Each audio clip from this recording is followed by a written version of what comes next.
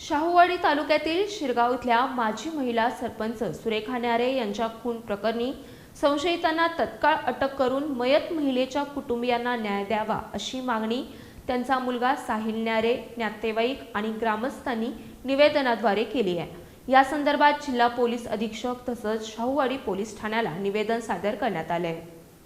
रविवार 26 जुलै रोजी सुरेखा न्यारे यांचा त्यांच्या गावातील प्रकाश उर्फ बाबू पाटील याने खून केल्याची घटना घडली होती।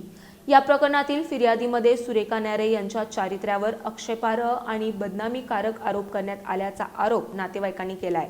अशा प्रकारची माहिती पूर्णपणे खोटी असून त्यामुळे मयत महिलेच्या प्रतिमेला धक्का पोचत असल्याचं त्यांनी निवेदनात नमूद केलंय। तसंच या खून प्रकरणात प्रकाश उर्फ बाबू पाटील याच्यासोबत त्याची पत्नी आणि इतर संबंधित व्यक्तींचा सहभाग असल्याचा संशय व्यक्त करत त्यांच्या विरोधात ही सखोल चौकशी करून तत्काळ अटक करण्यात यावी अशी मागणी करण्यात आली आहे। दरम्यान तपास अधिकारी सहाय्यक पोलीस निरीक्षक SM सूर्यवंशी यांनी निवेदन स्वीकारून ग्रामस्थांशी संवाद साधलाय। या प्रकरणाचा सर्व बाजूंनी सखोल तपास केला जाईल।